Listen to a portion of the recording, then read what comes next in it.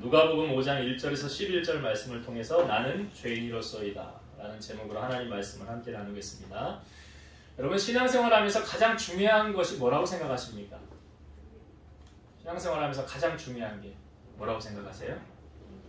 왜 사람들이 신앙생활하다가 낙심할까요? 왜 시험 들까요? 원인이 있겠죠. 원인이 왜 그럴까요? 사실은 시험 들면 누구만 손해죠?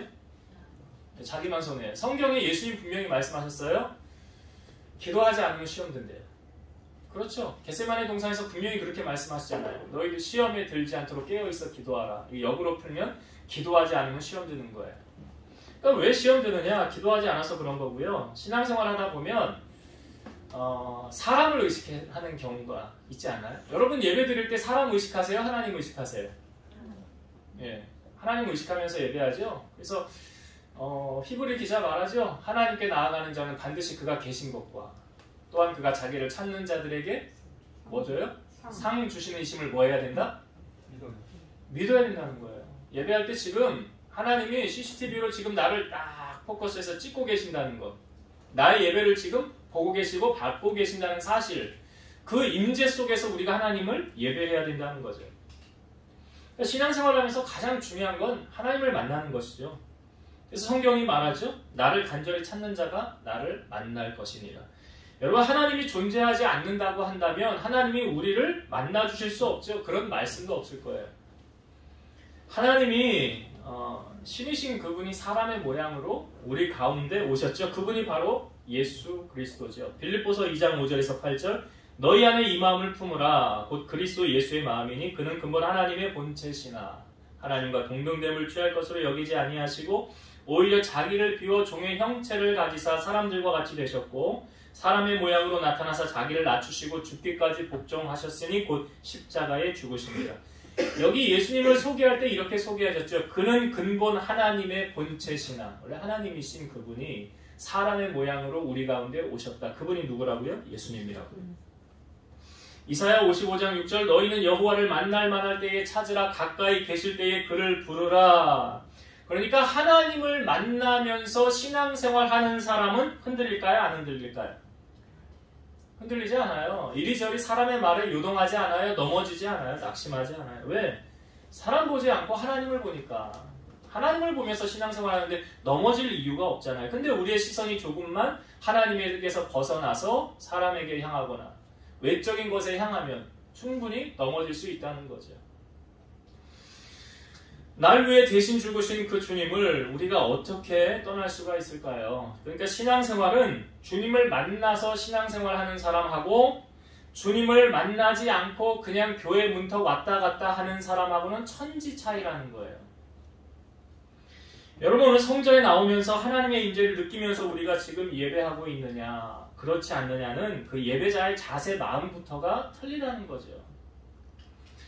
그런 의미에서 오늘 본문은 예수님을 제자로서 따르는 결정적인 사건이 우리에게 보여주고 있어요. 오늘 본문의 사건은 사실 공간복음, 마태, 마가, 누가복음에 다 소개하고 있습니다. 근데 마태복음, 마가복음에서는 이 곡이 잡힌 사건은 기록되어져 있지 않아요. 그냥 나를 따라오너라 내가 너희로 사람을 낚는 어부가 되게 하리라 이렇게만 소개하고 있어요. 그러니까 부르심에 반응해서 예수님을 따라가는 것만 마태, 마가복음은 소개하고 있고 오늘 누가복음의 저자인 누가는 조금 더 자세하게 우리에게 보여주고 있죠. 예수님께서 게네사렛 호수가 갈릴리 호수예요. 거기서 배 두 척이 있었는데 하나는 시몬의 배고 하나는 야고보와 요한의 배였습니다. 배에서 나와서 그물을 씻고 있었다는 것은 그 하루 일과를 이제 마감하고 정리하고 있는 시점이에요. 여러분, 사람이 일을 마치고 언제 기쁠까요? 어부들은 언제 기분이 좋을까요? 그 일과 마치고 성과가 나타났을 때겠죠. 그러니까 만선의 기쁨을 느꼈을 때 기분이 좋지 않을까요? 그때 만족감이 들지 않을까요? 그리고 이제 가장들은 생각이 많잖아요. 내가 고기를 왜 잡아야 됩니까? 가정을 이끌어가기 위해서 생활비를 대야 되고 또 가정에 필요한 것들을 또 하기 위해서 그런 중압감들이 있잖아요. 그러니까 나와서 고기를 잡는 거 아닙니까? 그러니까 고기를 팔아서 경제적인 생활을 영위해 나아가야 되는 거죠. 그런데 이제 예수님이 찾아왔던 시점에 제자들의 상황이 어떠했습니까? 물론 하루를 마감하고 이제 그물을 씻는 지점이었는데 물고기를 한 마리도 잡지 못한 시점이었다는 거예요. 밤이 새도록 수고를 하였을 때 잡은 것이 없었더라. 그러니까 쉽게 말해 고생만 했다는 거죠. 기분이 어떨까요? 기분이 안 좋죠. 힘이 빠지죠. 내가 열심히 수고했으면 그 성과가 나타나야 되잖아요. 땀 흘렸으면 노력하는 것에 대한 보상을 받아야 되는 거 아닙니까? 근데 기분이 안 좋은 거예요. 왜? 고기 한 마리도 못 잡았으니까. 뭐 오늘 이런 날이 다 있냐. 그때 기분이 상하였을 때, 낙심되어져 있었을 때 예수님께서 베드로를 찾아간 거죠. 성경을 보면서 예수님 시간 잘못 잡으셨네. 신방 시간도 잘 잡으셔야 되는데 신방 시간 잘못 잡으셨네. 타이밍이 안 좋잖아요. 지금 어부들의 기분이 어떨까요? 기분 안 좋죠. 한 마리도 고기 못 잡았다고 하잖아요. 고생만 하고 땀만 흘리고 노력만 했는데 결과가 없는 거예요. 그러니까 기분 좋을 때 찾아가야, 만선의 기쁨일 때 찾아가야 얼굴을 웃으면서 대하고 기분도 좋고 얘기도 잘 되고 분위기도 좋은 건 아닙니까? 찾아간 시점이 잘못된 거예요. 그런 와중에 예수님께서 제자들에게 가셔서 배에 오르셔서 육지에서 조금 뛰기를 청하셨어요. 세상과 구별된 삶을 우리에게 살라는 것을 말씀하고 있는 거죠. 그러면서 배에서 무리를 가르치시더라. 배에서 무리를 가르치시더라. 정확하게 배에서 예수님이 뭘 하셨는지는 모르겠어요. 그런데 우리에게 힌트를 주는 사건이 말씀을 마치시고 라는 부분이 있죠. 말씀을 마치시고 뭐 성경 공부를 하셨는지, 아니면 예수님께서 지금 배 위에서 제자를 모아놓고 예배를 드리셔서 설교를 하셨는지, 구체적으로 우리에게 보여지고 있지는 않지만 분명한 사실은 말씀이 선포되어졌다는 거죠. 예수님의 입에서 나오는 하나님의 말씀이 증거되어졌어요. 자, 여러분 지금 제자들이 원하는 건 뭐지요? 물고기를 원하고 있어요. 근데 예수님이 지금 제자들에게 원하는 건 뭘까요? 믿음이죠. 그러니까 제자들이 원하는 우선순위와 예수님이 원하시는 우선순위가 다르다는 거예요. 그럼 예수님은 지금 무엇이 먼저라는 것을 우리에게 알려주고 있습니까? 믿음이 먼저라는 것을 우리에게 알려주는 거예요. 여러분 잘 아시는 말씀이에요. 딱 들으면 이 말씀 다 아는 말씀이에요. 들어보세요. 사랑하는 자요, 내 영혼이 잘됨같이 범사가 잘되고 강건하기를 내가 간구하노라. 이 말씀이 어떤 의미인지는 아세요? 내 영혼이 잘되면 나의 범사가 잘되는 거예요. 영혼이 안 되면 범사가 어떻게 될까요? 안 되는 거예요. 그러니까 영혼이 잘되기 위해서는 어떻게 해야 될까요? 영적인 일에 투자해야 되는 거예요. 영혼이 그냥 가만히 있으면 영혼이 잘 돼요? 아니죠. 가만히 있으면 영혼 잘 안 돼요. 영혼이 잘 되기 위해서는 뭐에 힘써야 돼요? 예수님께서 지금 뭐 하셨어요? 말씀 전하셨잖아요. 그러니까 영혼이 잘 되기 위해서는 영혼이 잘 되는 일에 힘을 써야 돼요. 가만히 있는데 영혼이 잘 된다? 그럴 일 없어요. 그러니까 영혼이 잘 되면 그 다음 뭐가 잘 된다고요? 범사가. 그 범사가 잘 되려면 뭐에 힘써야 돼요? 영적인 일에. 그리고 여러분 영적인 일에 지금 나는 얼마나 투자하고 있는가? 영적인 일에, 돈 버는 일에만 열심히 하지 마시고, 그게 나쁘다는 건 아니에요. 근데 지금 베드로 보셨잖아요. 열심히 수고하며 애썼잖아요. 땀 흘렸잖아요. 노력했잖아요. 결과가요. 고기 잡았어요? 못 잡았어요? 왜 못 잡았다고 생각하세요? 영적인 일에 투자를 하셔야 되는데 안 하잖아요. 말씀 보는 일에, 설교 듣는 일에, 기도하는 일에. 그러니까 예수님이 지금 제자들이 뭘 필요한 줄 알아요? 몰라요? 아시죠? 그런데 왜 지금 먼저 오셔서 말씀을 전하셨을까요? 그게 먼저라는 거죠. 왜? 영혼이 잘 되면 뭐가 잘 돼요? 범사가 잘 되는 거예요. 영혼이 잘 되는 일에 힘쓰고 애써야 되는 거예요. 그러니까 학생들도 공부 잘하는 학생들 되기 원한다면 성경이 말하죠. 여호와를 경외하는 것이 지혜의 근본이다. 하나님 경외하는 일.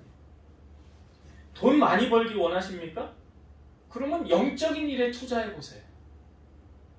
영적인 일에 먼저 투자를 해야 돼요. 그러면 육적인 거에 따라온대잖아요. 시편 127편 1절 여호와께서 집을 세우지 아니하시면 세우는 자의 수고가 헛되며 여호와께서 성을 지키지 아니하시면 파수꾼의 깨어 있음이 헛되도다. 내가 아무리 집 지키려고 노력해도 어느 순간 꾸벅꾸벅 조는 사이에 도둑이 와서 다 훔쳐가 버리면, 근데 내가 꾸벅꾸벅 조는데도 하나님이 내 보호막이 되어서 나를 지켜주시면, 그 원리예요. 그걸 지금 말하고 있는 거예요. 파수꾼이 아무리 깨어있어도 하나님이 성 지켜주지 않으면 그 깨어있음이 허사로다. 여러분, 모든 것이 하나님의 손에서 결정되어진다는 거 우리는 고백하지요. 그걸 또 인정하지요. 예수님의 사역을 보면 많은 사람이 와서 고침을 받았어요. 근데 주님이 고쳐주시기 전에 공통적으로 보시는 것이 있는데 그게 뭔지 아세요? 잘 아실 거예요. 믿음이에요. 한 백부장이 예수님 앞에 와서 주여 내 하인이 중풍병으로 몹시 괴로워하나이다. 예수님이 기특하잖아요. 백부장이라는 것은 자기 밑에 100명의 부하를 둔 그 지도자인데 자기 집에 하인 하나쯤이야 뭐 있으나 없으나 병들면 고쳐버리면 되는데 그 사랑하는 마음이 있잖아요. 그러니까 예수님이 내가 가서 고쳐주리라 그래요. 그러니까 백부장이 그때 하는 말이 뭡니까? 주여 내 집에 들어오심을 나는 감당하지 못하겠사오니 다만 말씀만 하옵소서. 그러면 내 한이 낫겠나이다. 나도 남의 수하에 있는 사람이요 내 아래도 군사가 있으니 이더러 가라 하면 가고 저더러 오라 하면 오나이다. 내 종로로 이것을 하라 하면 하나이다. 그러니까 뭐예요? 예수님이 말씀만 하면 그대로 되겠다는 것을 내가 믿나이다 하잖아. 그래 예수님이 그 말을 들으시고 놀랍게 여기시면서 이렇게 말씀하셨어요. 내가 진실로 너희에게 이르노니 이스라엘 중 아무에게서도 이만한 믿음을 보지 못하였노라. 그러면서 백부장을 향하여 가라 내 믿은 대로 될지어다. 그 백부장이 갔더니 그 즉시 하인이 고침을 받았다는 거예요. 그러니까 예수님이 기적을 행하시기 전에 먼저 뭘 보신다고요? 믿음 보신다고요. 믿음 보신다고요. 예수님께서 여리고로 지나가시다가 디메오의 아들인 맹인 거지 바디메오가 거기 있었는데요. 예수님이 지나가신다는 소리를 듣고 소리칩니다. 다윗의 자손 예수여 나를 불쌍히 여기소서. 그랬더니 많은 사람이 바디메오를 향하여 꾸짖으면서 잠잠하라고 그래요. 근데 바디메오가 더욱 크게 소리를 지르면서 다윗의 자손이여 나를 불쌍히 여기소서 그래요. 그러니까 예수님이 가시다가 서서 그를 부르라 데려와라 그래요. 그랬더니 그 맹인을 꾸짖었던 그 사람들이 맹인을 데리고 예수님에게로 가는 거예요. 안심하고 일어서라 너를 부르신다. 가섰어요. 그랬더니 예수님이 말씀하시죠. 내가 너에게 무엇을 하여 주기를 원하느냐. 그랬더니 바디메오가 선생님 보기를 원합니다. 그때 예수님이 이렇게 말씀하셨죠. 가라 내 믿음이 너를 구원하였느니라. 뭐가 구원했대요? 믿음이요. 믿음이요. 이 백부장도요. 그 하인이 고친 것이 말씀만 하옵소서 그러면 그대로 되겠나이다. 이스라엘 중 이만한 믿음을 보지 못했다는 거예요. 내 믿음대로 될지어다 그러잖아요. 예수님께서 왜 지금 이 어부들이 원하는 물고기를 먼저 주시지 않고 말씀을 먼저 전하셨느냐. 자, 예수님께서 시몬에게 말씀을 마치신 다음에 그 다음 한 말씀 더 하시죠. 깊은 데로 가서 그물을 내려라. 깊은 데에 그물을 내려라. 그래서 고기를 잡으라. 자, 그랬더니 시몬이 뭐라고 말합니까? 자, 5절의 말씀. 자, 중요한 말씀인데요. 한번 같이 봅시다. 5절. 시몬이 대답하여 이르되 선생님 우리들이 밤이 새도록 수고하였으되 잡은 것이 없지만은 말씀에 의지하여 내가 그물을 내리리이다. 뭐에 의지한대요? 말씀에 의지하여. 말씀에 의지해. 자, 이걸 여러분 이렇게 한번 순서를 바꿔서 생각해 볼까요? 자, 예수님이 허탕친 그들, 그물 씻고 있는 그들을 향해 도착하셔서 예수님 말씀하십니다. 야, 깊은 데에 가서 한번 그물 내려봐라. 깊은 데에 그물 내려봐라. 그랬다고 하면 제자들이 예수님 말씀에 순종했을까요? 저는 순종 안 했다고 생각해요. 왜냐하면 베드로의 말 속에 답이 있잖아요. 우리가 밤새 수고하였는데 한 마리도 못 잡았어요. 에이 오늘 땡쳤어요. 당신 뭐 깊은 데 내리라고요? 에이 내리나 마나예요. 안 했을 거예요. 그런데 베드로가 말씀을 듣고 난 다음에 뭐라고 말했어요? 우리 한 마리도 못 잡았어요. 그런데 말씀에 의지하여. 그러니까 말씀을 들으니까 뭐가 따라와? 순종할 수 있는 뭐가 생긴 거예요? 믿음이.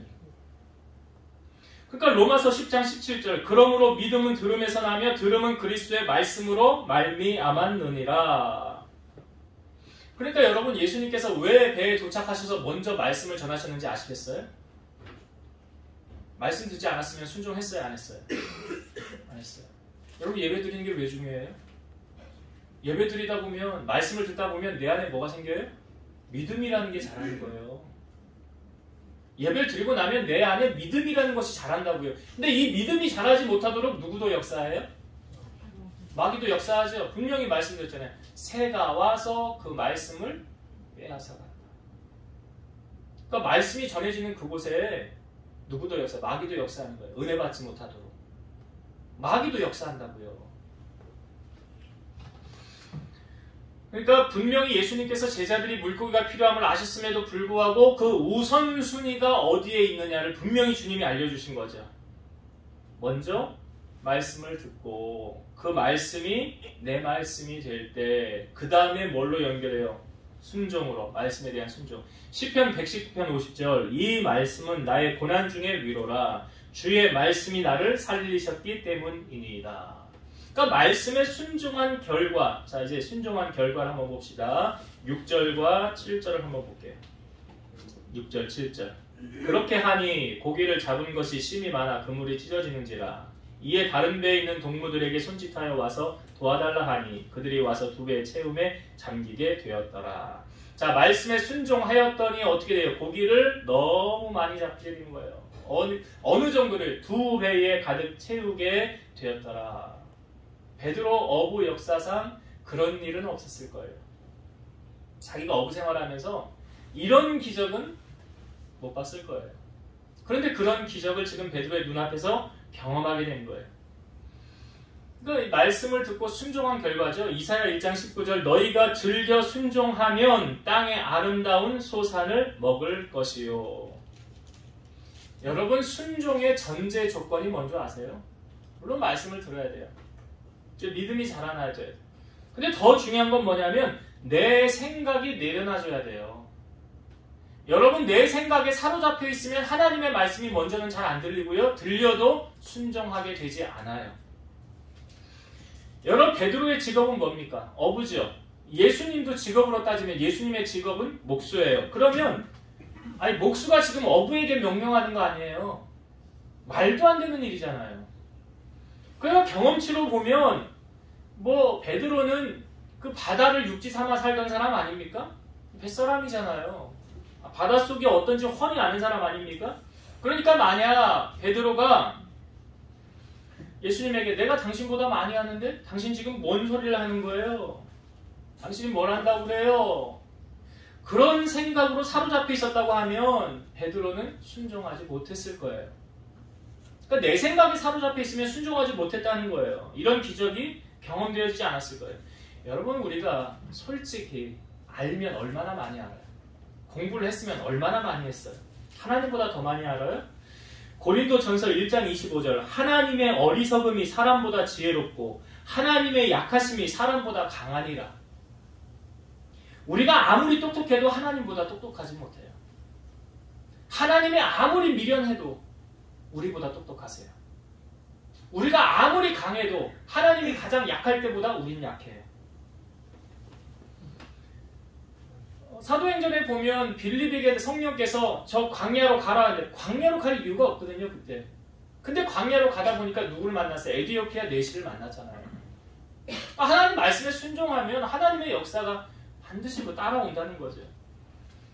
되게 보면 여러분 어떤 사람들이 순종을 잘 안 합니까? 고집 센 사람이 순종 잘 안 해요. 그리고 자기 잘난 맛에 사는 사람이 순종 잘 안 해요. 왜 그러냐? 끝까지 내가 옳다고 하니까. 하나님 말씀 틀려요. 내 생각이 맞아요. 틀리다고. 이사야 55장 8절과 9절 이는 내 생각이 너희의 생각과 다르며 내 길은 너희의 길과 다름이니라 여호와의 말씀이니라 이는 하늘이 땅보다 높음같이 내 길은 너희의 길보다 높으며 내 생각은 너희의 생각보다 높음이니라. 그러니까 베드로가 지금 아무리 어부일을 많이 하고 바다를 잘한다 할지라도 예수님보다 못한 거잖아요. 우리가 이게 먼저 돼야 돼요. 그러니까 하나님 앞에서 우리 아무짝에도 쓸모없는 자존심, 나 잘났다고 하는 교만 버려야 돼요. 이 쓸데없는 거예요. 이게 내 순종을 가로막는 거예요. 베드로에게 이런 것이 남아있었다고 한다면 그 순종하지 않았을 거예요. 그러니까 순종하니까 뭐가 나타나는 기적이 나타나는 거예요. 하나님의 역사가 나의 삶에 왜 나타나지 않느냐? 하나님 말씀대로 우리가 순종하며 살아가는 것이 먼저인데 내 생각이 먼저 앞서 있기 때문에 하나님 생각대로, 하나님 말씀대로 살아가지 않는 거죠. 그래서 하나님을 사랑하는 것, 이웃을 사랑하는 것, 말씀대로 온전한 예배와 헌신, 그 말씀대로 내가 살아보고 나서 하나님이 어떻게 기적을 이루어 가시는지는 그 다음 일이에요. 먼저는 뭐예요? 깊은데 그물을 내려라 하면 알겠습니다 주님 하고 내리는 거예요. 순종하는 거예요. 왜 순종이 안 됩니까? 제가 말씀드렸잖아요. 내 생각이 너무 많아요. 내 생각이 사로잡혀서 내가 옳다고 말하니까 하나님 말씀이 들려오지 않는 거예요. 그러나 베드로는 어떻게 했어요? 말씀에 의지하여 그물을 내리게 됐다는 거예요. 이게 내 생각 내려놔야 돼요. 내 사고방식 내려놔줘야 돼요. 그래야 말씀에 순종할 수 있어요. 자, 말씀에 순종한 베드로. 그랬더니 기적이 나타났죠? 자, 기적을 경험한 베드로의 반응을 한번 볼까요? 자, 8절의 말씀 보겠습니다. 8절. 시몬 베드로가 이를 보고 예수의 무릎 아래에 엎드려 이르되 주여 나를 떠나소서 나는 죄인이로소이다 하니. 자, 베드로가 지금 자기 생전에 이렇게 고기 잡힌 적 없거든요. 2배에 가득 채우게 되는 놀라운 기적을 경험하지 않았습니까? 그런데 그 기적을 경험한 다음에 베드로의 반응이 8절이에요. 8절. 저는 이 말씀을 보면서 조금 의아했어요. 내 생각하고 좀 다른 베드로의 반응을 봤기 때문에 의아했다는 거예요. 왜냐? 보통 이런 기적을 경험하면 사람들이 아싸, 땡 잡았다. 이제 주님만 따라다녀야지. 주님이 하라고 하는 데만 하면 야, 이 기적뿐만 아니라 이제 내 삶에 더 큰 기적도 주님이 보여주지 않겠느냐. 이 다음엔 어떤 기적을 행하실까? 하면서 잔치를 벌리고 야, 나 로또 맞았어. 나 봐. 이렇게 베드로가 신이 나서 주님을 모시고 잔치를 하든지 사람들에게 와서 막 기분 좋게 자랑을 하든지 그럴 줄 알았어요. 근데 오늘 베드로의 8절의 모습을 보니까 주님 앞에 엎드리면서 말하기를 주여 나를 떠나소서 나는 죄인이로소이다 라고 말하고 있는 거예요. 전혀 이게 안 맞는 거예요. 상황이. 우리 같았으면 제가 앞부분에 말씀드렸던 할렐루야, 말씀에 기적이 나타났네, 잔치를 벌여야 되겠네, 야 이거 팔아가지고 뭐 할까, 우리 예수님 차 한 대 뽑아드릴까, 집을 사드릴까, 이런 쪽으로 갈 줄 알았는데 전혀 다른 베드로의 반응이 나타나니까 이거 뭐지? 아니 왜 베드로에게 이런 반응이 나타나지? 의아해했어요. 그런데 왜 베드로가 이런 반응이 나타났느냐? 자, 베드로는 이 기적을 통해서 왜 이렇게 했느냐? 자기를 보는 눈이 열리게 된 거예요. 이 기적을 통해서 자기를 객관적으로 바라볼 수 있는 눈이 열리게 된 거예요. 그러니까 이 기적을 통해서 베드로는 나를 보는 눈이 열리니까 주님 앞에 섰을 때 뭐라고 고백한 거예요? 주여 나를 떠나소서 나는 죄인입니다.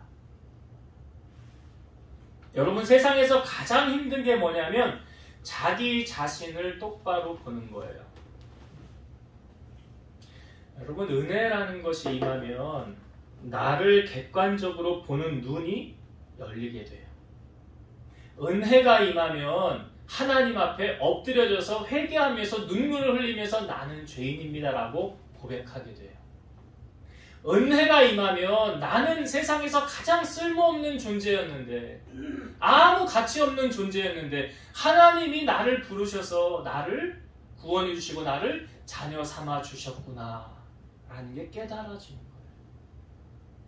지금 베드로의 영안이 열려서 자기 모습을 제3자의 입장에서 보는 거 아닙니까? 그러니까 이렇게 고백하는 거예요. 주여 나를 떠나소서 나는 죄인입니다.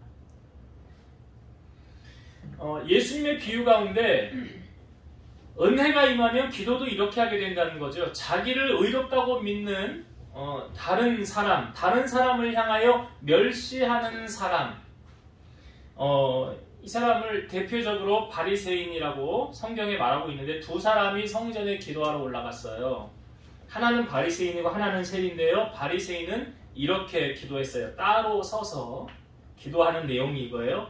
하나님이여, 나는 다른 사람들 곧 토색, 불의, 간음을 하는 자들과 같지 아니하고 이 세리와도 같지 아니함을 감사하나이다.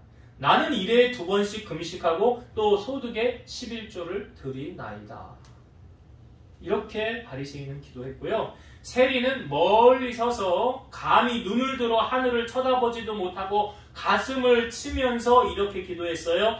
하나님이여, 불쌍히 여기소서, 나는 죄인이로소이다. 여러분, 이 기도를 보니까 베드로가 했던 그 고백하고 일맥상통하지요? 왜 이런 현상이 나타나는 거예요? 은혜가 임하니까요. 예수님이 이 두 사람의 기도한 내용을 가지고 이렇게 평가하셨어요. 내가 너희에게 이르노니 이에 저 바리새인이 아니고 저 사람 그 세리가 의롭다 하심을 받고 그의 집으로 내려갔느니라. 무릇 자기를 높이는 자는 낮아지고 자기를 낮추는 자는 높아지리라. 지금 베드로의 모습 보세요. 주님 앞에 한없이 낮아지는 모습 아니에요? 은혜가 임하면 낮아진다니까요. 은혜가 떨어지면요, 교만해진다니까요. 자기가 제일인 줄 안다니까요. 야고보서 4장 6절 그러나 더욱 큰 은혜를 주시나니 그러므로 일렀으되 하나님이 교만한 자를 물리치시고 겸손한 자에게 은혜를 주신다 하였느니라. 하나님이 교만한 자는 물리치시고, 그러니까 아주 성경이 망하는 방법도 우리에게 알려주잖아요. 빨리 망하고 싶으면 교만하면 금방 망해요. 교만하면 금방 망해요. 근데 빨리 성공하고 싶어요? 빨리 인정받고 싶어요? 겸손하시면 돼요. 베드로에게 지금 은혜가 임하니까 자기 보는 눈이 열렸죠. 그리고 겸손히 예수님 앞에 엎드려서 주님을 높이고 자기는 낮아지고 있잖아요. 여러분, 교회에서도 높은 사람은 어떤 사람일까요? 대접받는 사람이 높은 사람이에요? 아니에요. 낮은 자리에서 섬기는 사람, 주님을 높이는 사람, 하나님께 인정받고 그 하나님께 높임받길 원하는 사람의 마음 자세는 항상 낮은 곳에 있어요. 마음이 높은 곳에 있지 않아요. 낮은 마음의 자세로 섬기는 그런 사람을 하나님이 높이시는 거예요. 야고보서 4장 10절 주 앞에서 낮추라 그리하면 주께서 너희를 높이시리라. 보셨죠? 낮아지는 사람, 낮추는 사람, 자기를 드러내려고 하지 않아요. 그 낮아지는 그 사람이 주님이 높이신다잖아요. 자기를 낮추는 자는 높아지고 자기를 높이는 자는 낮아지리라. 지금 베드로 보세요. 객관적으로 자기 보니까 나 아무것도 아니에요. 자랑할 것도 하나도 없어. 내세울 것도 하나도 없어. 이게 은혜가 임한 사람이에요. 은혜가 임하면 자기를 객관적으로 보게 되니까 하나님 앞에서 내 모습이 그렇게 초라하고 낮아질 수밖에 없다니까요. 이게 은혜가 임한 거예요. 베드로가 그 기적을 통해서 은혜 받은 거 아니에요 지금. 은혜 받았어요. 그러니까 이렇게 말하는 거예요. 오늘 우리의 모습도 이런 모습이 되어져야 되는 거죠. 은혜를 임한 사람이라고 한다면 다른 사람을 높여주고, 예수님이 세족식 하신 거 내가 주와 선생인데 너희의 발을 씻기지 않았느냐? 종처럼 너희도 이렇게 하라 그러잖아요. 너희도 이렇게 하라. 주님의 가르침이잖아요. 자, 베드로가 이렇게 반응하니까 예수님께서 베드로에게 말씀하셨어요. 무서워하지 말라. 이제 후로는 네가 사람을 취하리라. 무서워하지 말라. 이제 후로는 네가 사람을 취하리라. 이 말씀에는 예수님께서 베드로에게 너 이제 나를 따르라라는 말씀 전혀 없어요. 너 이제 내 제자가 되라 이런 말씀 전혀 없어요. 그냥 던지신 말씀, 이제 후로는 네가 사람을 취하리라 라는 말씀하셨어요. 자, 그런데 그 말씀에 대한 베드로의 반응을 한번 봅시다. 11절, 오늘 우리가 읽은 마지막 절인데요. 11절 말씀, 그들이 배들을 육지에 대고 모든 것을 버려두고 예수를 따르니라. 이 베드로 이번에도 또 한 번 어리석은 모습을 우리에게 보여주고 있죠. 성경을 읽으면서 좀 이해가 안 되는 베드로의 모습을 또 보여주고 있는 거예요. 이제 후로는 네가 사람을 취하리라 그랬잖아요. 그 예수님이 야, 이제 넌 나를 따라 내 제자가 돼, 그런 말씀도 안 하셨잖아요. 근데 베드로는 지금 그 즉시로 예수님을 따르는 제자의 모습을 우리에게 보여주고 있죠. 아니 그러면 11절 말씀에 보면 배하고 물고기는 어떻게 할 거냐고요. 예수님 잠깐만요. 지금 오늘 잡은 물고기 정산 좀 하고요. 그리고 나 이 배를 좀 팔아야지요. 이거 그냥 두면 안 되잖아요. 배 팔고 물고기 팔고 정리한 다음에 그 다음에 내가 주님 좀 따라갈게요. 그게 맞는 거 아니에요? 어떻게 생각하세요? 그게 맞잖아요. 배 정리해야 되고 물고기 잡은 거 팔아서 정리한 다음에 그 다음에 내가 주님 따라도 되지 않을까요? 근데 베드로가 그렇게 하겠다는 거예요? 아니면 어떻게 물고기하고 배 그냥 다 두고 주님 바로 즉시 따라가겠다는 거잖아요. 왜 베드로는 이런 반응을 보였을까? 왜 그랬을까요? 여기서는 베드로가 주인이 이제 바뀌었다는 의미를 우리에게 보여주는 거예요. 내 삶의 주인이 그 전에는 내 생계를 유지하는 내 배가 있어야 되고 물고기가 있어야 돼. 이거 없으면 나 못 살아요. 이거 없이 내가 어떻게 먹고 사냐고. 내가 어부인데 배가 있어야 나가서 고기를 잡고 그걸 잡아서 경제적인 생활을 영위하고 우리 집 먹여 살려야 되는데, 근데 그거 없이 내가 살아갈 수 있을까? 그거 없이 살 수 있겠냐고요, 베드로가. 그러니까 지금 베드로의 고백은 뭘 말하냐면 그 전에 내가 의지했던 것이 배였다면, 혹은 물고기였다면, 혹은 돈이었다면 이제 나 그거 의지하지 않아요. 이제 내 삶의 주인이 그전에는 그거였어요. 그런데 이제는 내 삶의 주인이 뭘로 바뀐 거예요? 예수님으로 바뀐 거예요. 주인이 바뀐 거예요. 내가 그토록 의지했던 그것이 이제 세상 것 의지하지 않고 주님 따라가겠다는 거예요. 요한일서 2장 15절, 이 세상이나 세상에 있는 것들을 사랑하지 말라. 누구든지 세상을 사랑하면 아버지의 사랑이 그 안에 있지 아니하리. 롯이 그 소돔성에 있을 때 소돔성이 멸망했죠. 유황불 떨어졌죠. 근데 아브라함이 중보기도해서 그 여호와의 사자가 그 롯에 있는 소돔성에 갔잖아요. 이제 이 성이 멸망할 거니까 너도 여기서 탈출해라. 탈출하여 나갈 때 뒤를 돌아보지 마라 그랬어요. 그래서 롯과 롯의 아내와 그다음에 롯의 두 딸이 있었는데 결혼할 사위들도 있었죠. 그 사위들에게 말했어요. 이 성이 멸망할 거니까 너희 우리와 같이 나가자 그랬더니 사위의 반응이 뭐예요? 롯의 말을 농담으로 여겼더라. 농담으로 여겼더라. 그런 사위 만나면 안 돼요. 그러니까 농담으로 여겼어요. 그러니까 같이 안 가죠, 당연히. 하나님 말씀을 무시하는데, 듣지 않는데 뭘 데리고 갑니까? 그러니까 롯과 두 딸과 롯의 아내만 탈출을 할 때 유황불이 떨어지는데 뒤돌아보지 말라고 했는데 롯의 아내가 뒤를 돌아봤죠? 뭐가 됐어요? 소금 기둥이 왜 뒤를 돌아봤어요? 미련이 남았잖아. 세상에. 못 놓는 거잖아요. 내가 어떻게 돈 없이 살아? 나 돈은 있어야 돼. 주님은 조금 그런데 나 이거는 못 놔요. 베드로 지금 그런 거 아니에요? 주인이 바뀐 거예요. 잘 생각해 보세요. 여러분들 삶의 주인은 누구인가? 뭔가? 내가 지금 뭘 쫓아가며 살아가고 있는가? 그게 주인이에요. 그게 주인이에요. 자, 지금 베드로 사람 낚는 어부 되게 하리라. 그랬더니 그들이 배들을 육지에 대고 모든 것을 버려두고 누구 따라요? 예수님이 주인이니까 이제. 여러분은 뭘 따르십니까? 누굴 따르십니까? 뭘 중요하게 생각하십니까? 계속 성령께서 그 말씀을 주시는 것 같아요. 여러분들에게 아마 아직도 훈련이 잘 되어지지 않아서 그런지 몰라도 내 삶의 가장 귀한 분은 주님 한 분이십니다. 이것이 정말 신앙인으로서 이게 되느냐? 우리 가족들 우림이 아름이지만 나는 얘네들보다도 하나님이에요. 왜냐?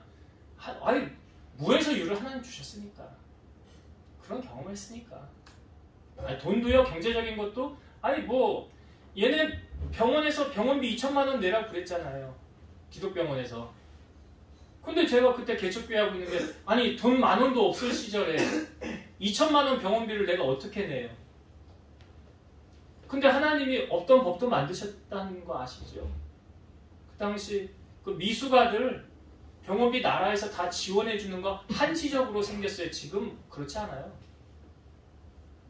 내가 하나님만 의지하니까 하나님이 그렇게 야 병원비 2천만 원 내가 탕감해 줄게. 야 걱정하지 마. 야 네가 나를 그렇게 의지하는데 내가 너를 어떻게 안 돕겠니? 마치 다윗이 골리앗 앞에 섰을 때 하나님이 오늘 너를 내 손에 넘기시리라. 전쟁은 여호와께 속하였느니라. 그 고백을 하나님이 들으신 거 아닙니까? 그러니까 다윗은 전적으로 하나님만 의지한 거잖아요. 오늘 보세요. 베드로가 주님 따라가잖아요.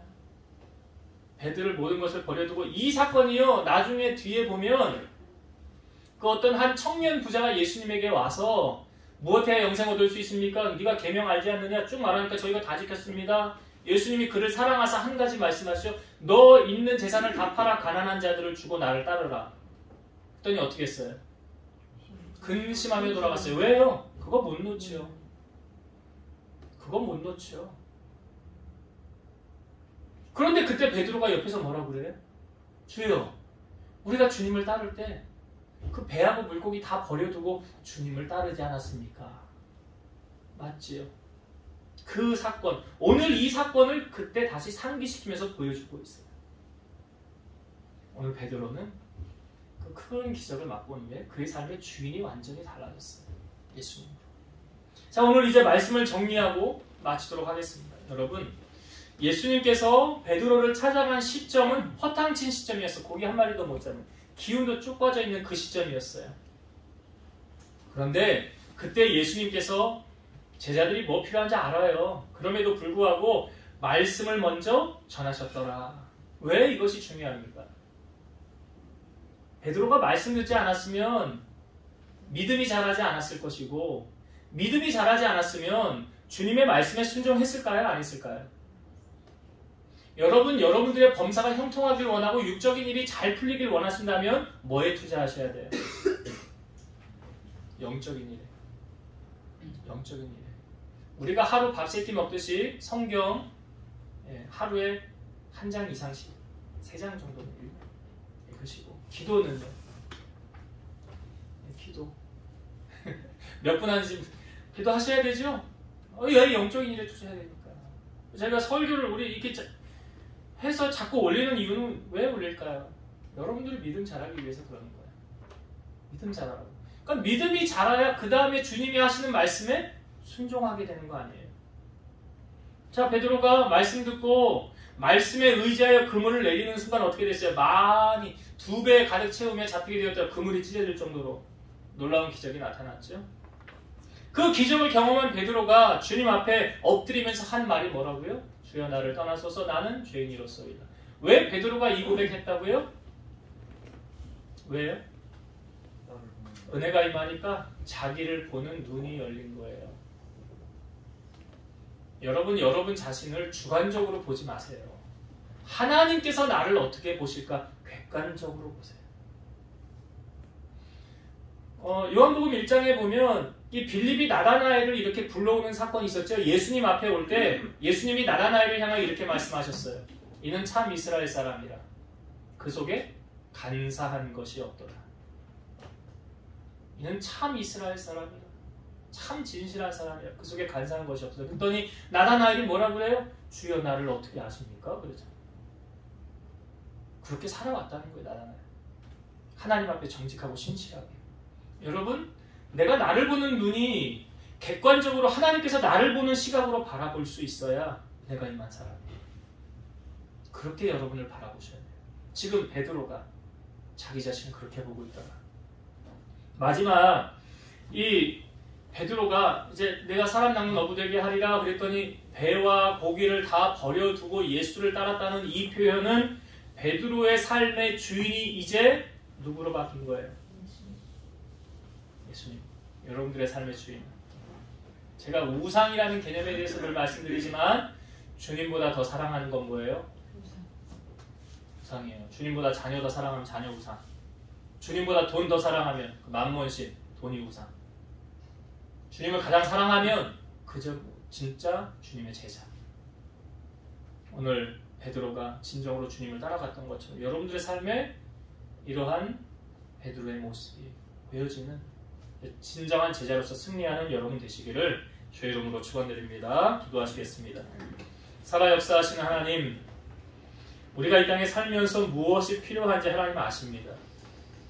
그러나 하나님께서 먼저 우리에게 요구하시는 것은 믿음입니다. 이 믿음은 말씀을 들음으로 자란다고 하였사오니 우리 사랑하는 성도들이 세상에 아무리 바쁜 시대를 살아가지만 영적인 일에 먼저 투자하여 영혼이 잘되면 범사가 잘된다는 이 말씀 붙잡고 영적으로 더욱 성숙한 믿음의 사람 되게 하시고 하나님의 은혜가 내게 임하였을 때에 나를 객관적으로 볼 수 있는 눈이 열리는 줄 믿사오니 우리 사랑하는 성도들이 항상 낮아지고 겸손하여 주님 앞에서 우리를 낮춤으로 주님께서 우리를 높이는 그러한 성도들이 다 되게 하시고 나의 삶의 주인은 이제 예수 그리스도 한 분이심을 고백하며 살아가는 그것이 삶으로 보여지는 우리 성도들이 되게 하여 주옵소서. 예수님 이름으로 기도드리옵나이다. 아멘.